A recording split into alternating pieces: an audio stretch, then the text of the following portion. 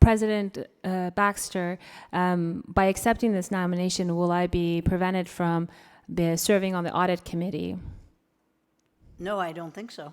If I can have both offices, I gladly accept your nomination. Okay. And I just happen to have like a 30-page report here on the policies.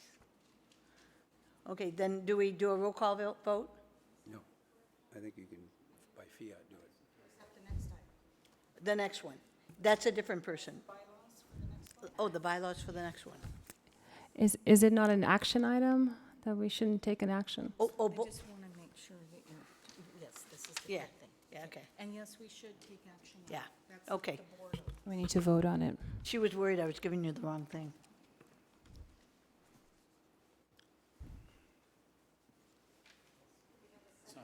Oh, does it need a second? Yeah, it is a board. elects Okay. the- Second.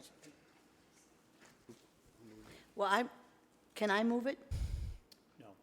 No, okay. So I need somebody to make a motion. So moved. Okay, moved by trustee Otto, seconded by trustee Kellogg. Okay. Virginia Baxter, Aye. Jeff Kellogg, Aye. Vivian Malauulu. Doug Otto, Aye. and Sunny Zia. Aye. Okay, fine, thank you. Now we're going on to 4.5, representative of the Los Angeles County School Trustees Association, and I also have another thing. And I would like to nominate Jeff Kellogg for the, oh, sorry. I wasn't supposed to do that, Jackie. Could I have nominations? So move Jeff Kellogg to this position? Second. Call for the question? Objection? I'm sorry. She's getting You ready. you're appointing who? Jeff Kellogg. That one. Thank you. We're going to vote on it. Okay. We have Virginia Baxter, Aye. Jeff Kellogg, Aye. Vivian Malauulu. Doug Otto, Aye. and Sunny Zia. Aye. Okay, and I have bylaws for you, Jeff. Yes, I know. Okay, then 4.6, appointment of additional board member to the audit subcommittee. May I have nominations? No, that is just an appointment. Oh, The that's board me, okay. president- Yeah. Then I'd like to appoint Sunny Zia. Okay. And the other member is traditionally the president of the board, correct? That's Correct. Do we vote on this? Nope, No, you okay, okay. Okay, 4.7, certification of election results of the June 7 Measure LB. So moved. Second. Jackie, do I read this entire thing? No, No. Please don't. you can explain we certify the results in the city. Motion and second discussion. Oh, there's been a motion and a second. Is there any discussion? Trustee Kellogg. Just if everyone, when the final tally came through, it was actually over 64% of the vote, which was remarkable in the sense that we had in the campaign a legitimate, funded opposition to it. Many times in ballot measures, there seems to be the funding is on one side or the other, but in this case, there was a strong effort, and at the same time with that, and that's not a bad thing all the time. Still, we were able to maintain a 64% margin by the final tally, and everyone should be complimented for their effort, but also the thank you to the citizens of Long Beach, taxpayers of Long Beach, homeowners of Long Beach, that it has passed and now we can move forward. So it's exciting, but again, to pass at that level is very impressive, and everyone should be complimented on it. Thank you. Madam Chair. And anyone else? Yes. Oh, yes, trustee Otto. Yeah, I just wanted to kind of underline what Trustee Kellogg said. This was a Prop 39 bond measure, which meant that we had to get 55% of the vote in order to pass it. We were worried because there was active, well-funded opposition, and yet we knew that that it was important for this district to pass this bond measure so that we would have modern facilities on into the future for Long Beach City College, and to achieve 64.5% of the voters approving this was a tremendous vote of confidence in this community college district, the way it's run, the way we've spent previous bond monies, which people could see that we've done that responsibly. We've had 8 audits of the Measure E and bonds in the past, and they've all been without exception. And I think that ultimately what the citizens of the Long Beach Community College District decided was that this was worth it, and we're very gratified by this result. President Baxter. if Oh, I- yes, trustee Zia. I'd like to echo my colleagues' remarks. I also wanted to say that it is imperative that we manage these funds very rigorously. Staff knows that I'm going to be holding them to account, as the rest of this board, and we're going to work on reforming and bringing a level of deeper rigor to our policies so we can scrutinize better and more the dollars and pinch every penny. There's an item here tonight on the Citizens Oversight Committee and some amendments there. I think it's a good start. I'll be speaking on that later on, but I think it's important that we keep the focus on making sure, now that the bond has passed, the measure has passed, that we spend the money in a very frugal fashion. And I hope I can count on my colleagues, and I am confident I can. Thank you. Okay, call for the question. Okay, go for the question. Virginia Baxter? Aye. Jeff Kellogg? Vivian Malauulu? Doug Otto? Aye. and Sunny Zia? Aye. Okay, excellent. 5.1, consent agenda. Any item may be removed from the consent agenda and considered separately if a member of the Board of Trustees so requests. Are there any requests? Yes, President Baxter, item 5.11. 5.11, okay. Anyone else? Before you take the motion, let me pull it out, please. If there's no others, I'll make the motion to approve the consent calendar with the exception of 5.11 that will be pulled for further discussion. Is there a second? Second. Oh, excuse me. I'm pulling the item out that she pulled, so hold on. Give us a minute.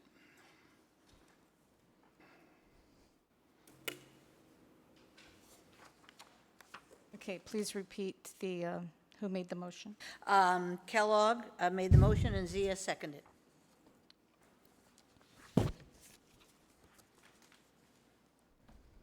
Okay. Virginia Baxter? Aye. Jeff Kellogg?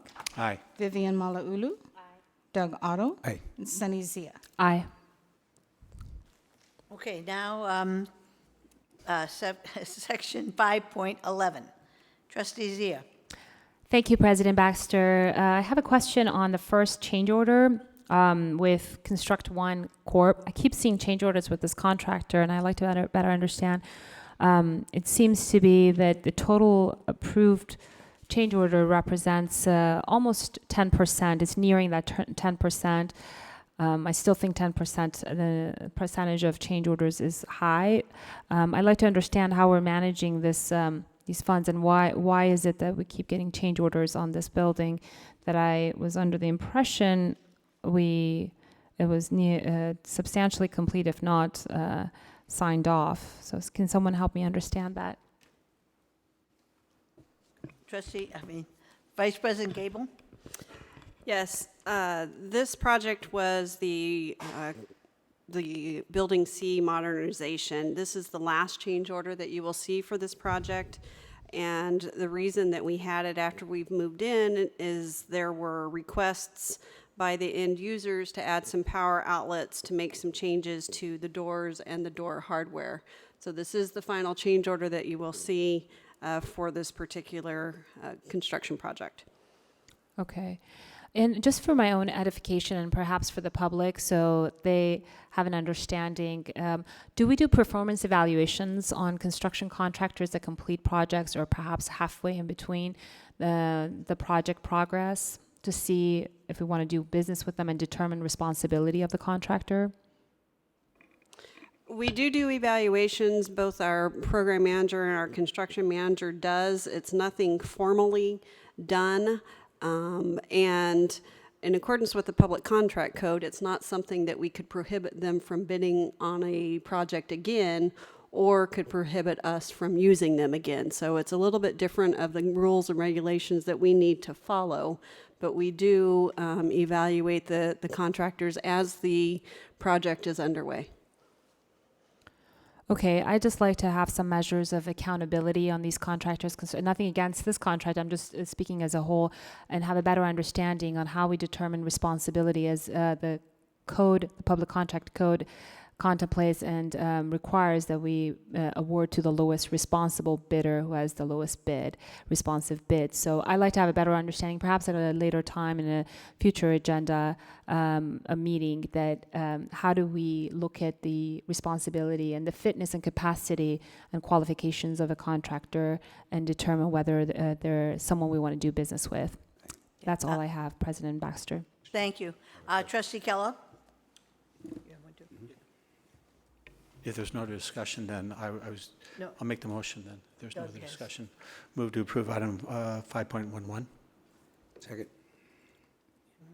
Yeah, I'm confused because what I heard, and I might not have heard this correctly, Vice President Gable, is that there is some kind of evaluation that goes on, but that we're restricted in terms of whether we can do further work with that contractor based on the public contracting code. Is that right? Yes, that is correct. The public contract code is very specific on how you can do pre-qualifications for vendors and performance on a job that they've done on our campus before is not one of those qualifications that we can use to eliminate them from bidding on a project. So if we evaluated somebody and we didn't like what they did, or we were concerned about how they had performed, is there a way to prevent them from bidding on subsequent contracts? There is no way to prevent them from bidding on subsequent contracts based upon us not liking what they did. Okay. If they fill out the pre-qualification forms and provide false information that we later find out about, if their safety rating is too high, if they can't meet the bonding capacity, those are some of the things that we can look at to prevent them from us selecting them as the lowest responsive and responsible bidder. Okay. President Baxter, I have to say I'm not thrilled. It doesn't sound like we have a process. It sounds like we're winging it as far as performance evaluations goes, and it doesn't seem like we are doing it. I like to see some rigor applied here. Let me give you an example.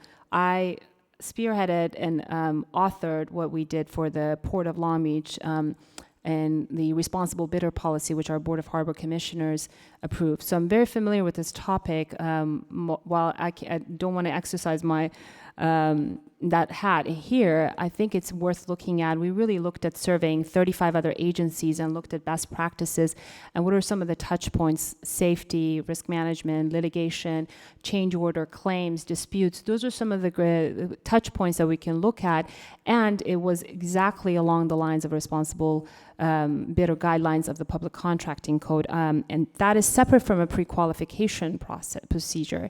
That's not what I'm asking about, and I'm not certainly suggesting that we prevent contractors, but if we have bad actors, I'd like to understand what is some of the procedures that we have in place, and we should have procedures, otherwise I would get nervous in preventing, or at least having some sort of a due process where we grant these contractors to come and provide the burden of proof in establishing that they're responsible contractors that we're going to be doing business with. I'd like to see more on this regard, and perhaps at the end of the meeting I will suggest an agenda item that we look at this specific topic, because it concerns me when I don't hear about a established process in determining responsibility.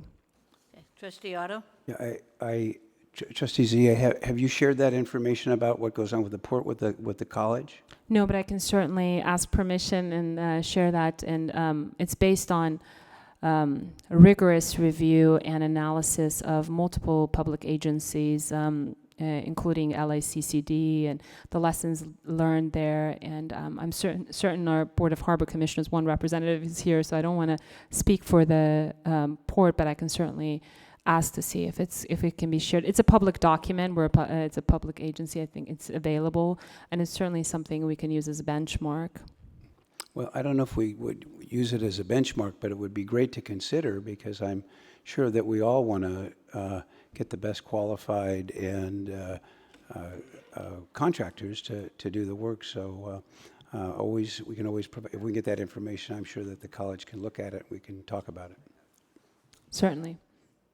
Thank you, Trustee Zia, and then if you bring that up under agenda items, I'd appreciate it. Okay, now I'm calling for the question. Virginia Baxter, Aye. Jeff Kellogg, Aye. Vivian Malauulu, Doug Otto, Aye. and Sunny Zia. Aye. Okay, now moving on to 6.1. Right, I can skip all those, all right? That the Board of Trustees approve the 2015-16 salary schedules 1 and 1A as amended and submitted. And this is an action item, so we need to have, So moved. So moved. okay, moved by Trustee Zia, seconded by Trustee Otto. Call for the question. Virginia Baxter, No, discussion. I'm sorry, discussion, Yes. sorry. Can someone give me context? I had a question about this last time around, and I was told that there was no error. It sounds like there was an error made on the CCA salary schedule, and it's showing up right now. Can someone provide an explanation of what happened here? Certainly, yes. Yes, at the last board meeting, the 2.5 one-time off-schedule bonus, which was negotiated and agreed to by both parties, was included on the salary schedule. In consultation with CCA, they have requested that we separate the two items, so we are granting that request, and what you see here today is basically the separation of that 2.5 bonus off of the salary schedule, and we're treating them separately. So was the former item that we acted upon and approved in error? Because that was built into it. Does it make any adjustments to the salary schedule? Or is it just a matter of codifying it or itemizing it here and outlining it? We could have certainly done it both ways. CCA has requested that we handle it in this manner, and so we are obviously willing to grant that request, and that's what we're doing at this point, is separating the two items. Okay, so the action that we took last time, was that in error? I'm not sure that I would construe it as an error. I think it was a preference. There's a preference by CCA that we handle it this way, and so we are willing to grant that request.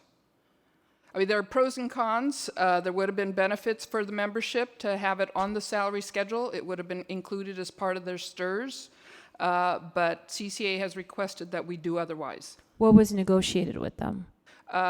It was the 2.5 off-schedule bonus. Was it negotiated that it be codified this way or previously? It wasn't specific. Okay. Okay, Trustee Zia, are you satisfied? Yeah, that's all I have. Thanks. All right, Thank call you, for the Liz. question. Virginia Baxter, Aye. Jeff Kellogg, Absent. Vivian Malauulu, Aye. Doug Otto, Aye. and Sunny Zia. Aye. Now, is there another thing to vote on if this is broken down? No, so this is all set, okay.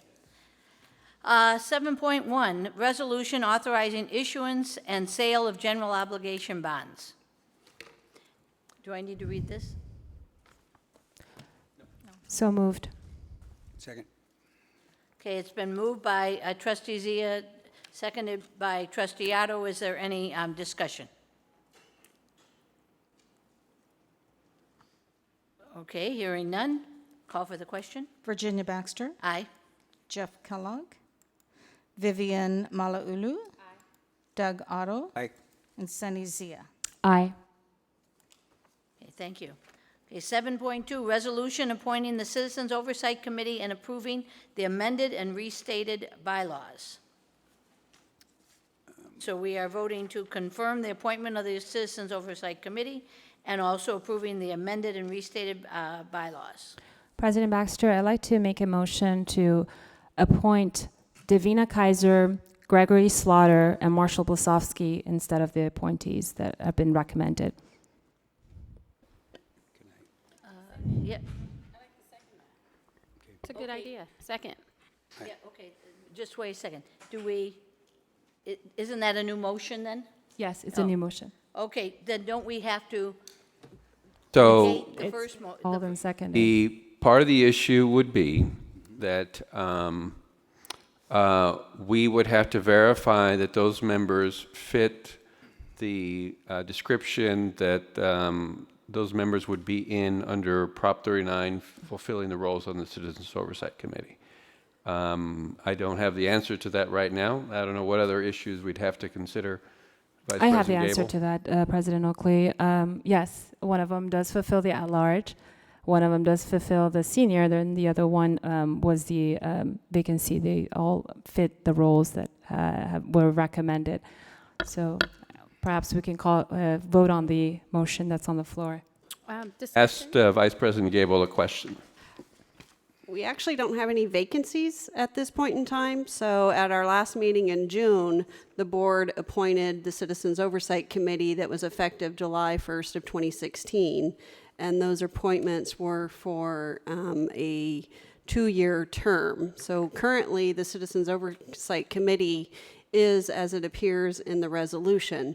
So if you're trying to, I guess Because you have the resolution on there with we those have our bond specified- counsel here, so I don't Yeah, know. maybe they can give. Graham Beck with Nixon Peabody is here. And I'm sorry, what is the specialty of the bond counsel? Can they opine on this specific matter, or is it more on the bond itself? We will opine on the bonds themselves, but we also can speak to the specific. Okay, matter. great, thank you.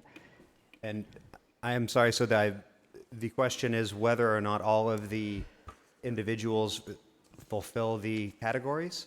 No, that's not the question. We have a motion on the floor, and it's been seconded. I don't understand why. I don't have a question. I think perhaps... My apologies, I thought you were calling Wait a me up sec, for a I question. Trustee Zia? I think we, Yeah. no, stay there for a minute. I think we have a question. The question is that people were approved on July, starting July 1st.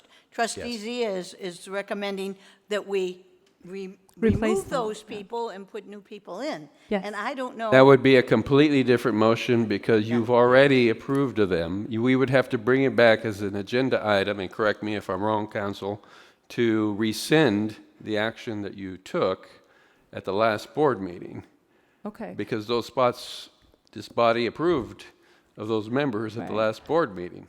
so I'd like to make that motion to rescind what we approved and replace it with the folks that I Say, suggested. point of order, there's already a motion on the floor. Yeah, and then it's been seconded, so perhaps we can vote on it. Well, but you But- can't but- add another motion to where there's already a motion on the floor, so we'd have to vote on that motion first. Right, let's go ahead and vote on it. No, can I make, Discussion? no, Call for a discussion point of on the order? motion? The motion in the agenda, that is what you have, that was given 72-hour notice to meet all, and I'm not an attorney, but you can't then just take the motion that's on your agenda and immediately put a substitute motion, for lack of a better term, and vote on that.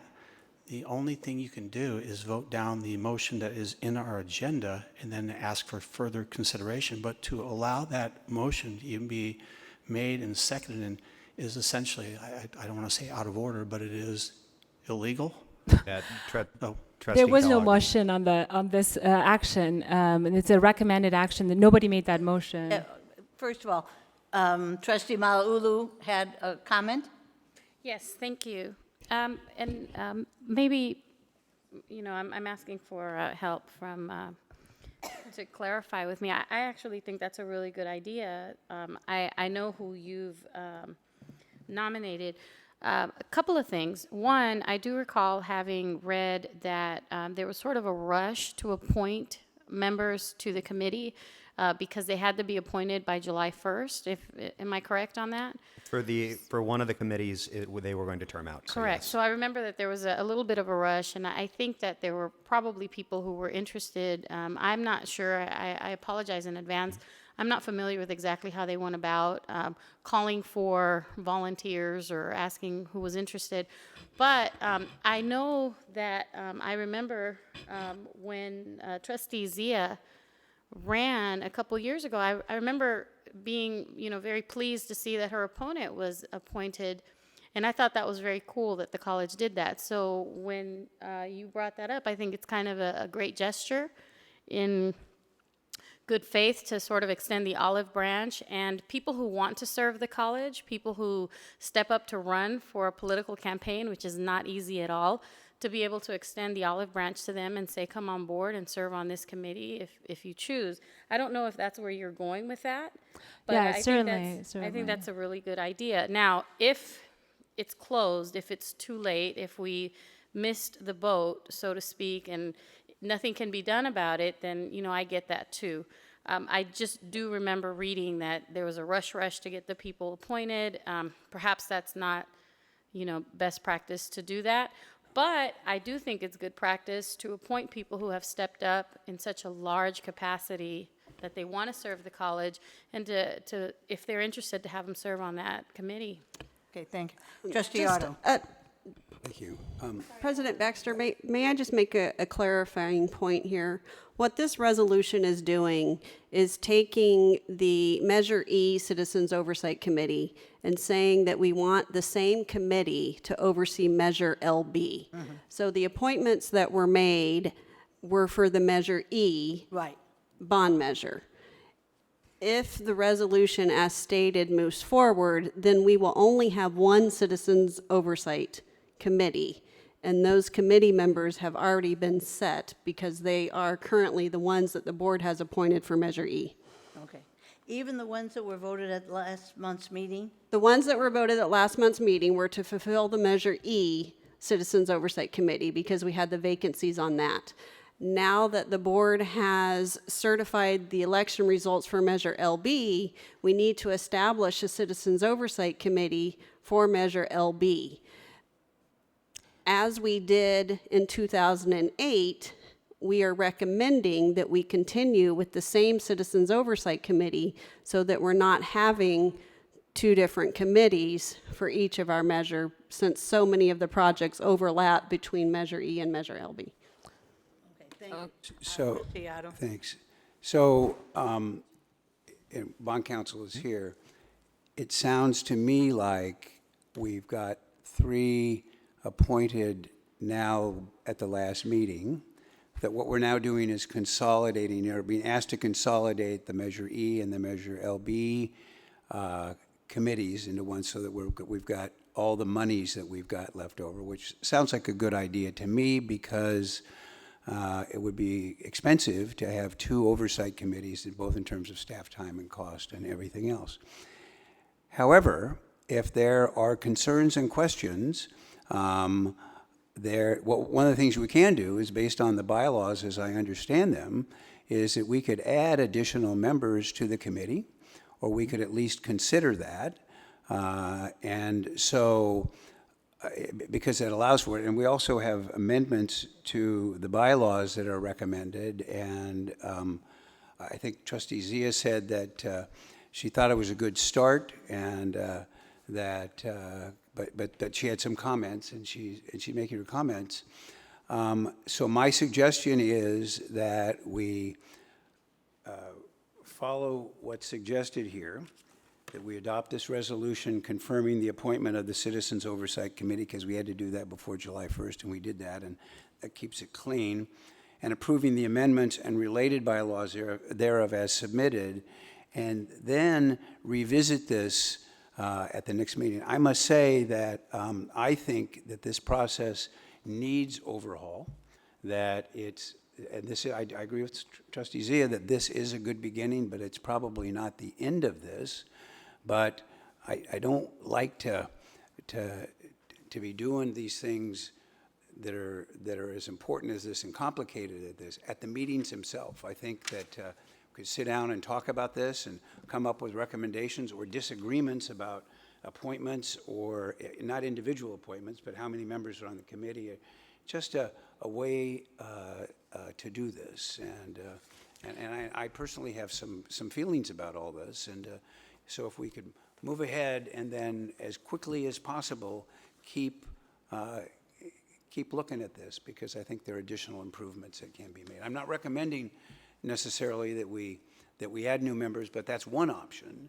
I think that it's important to get people on these committees that will devote the time to it. And by the way, we can also have additional meetings under the proposed amendments. The board can set up whatever meeting schedule they want. So my recommendation, for what it's worth, is that we just move forward with what we have tonight and then immediately look at this again. Trustee Zia? Well, I believe that I made a motion and it was seconded, and we need to vote on that. And then excuse me, I have the floor.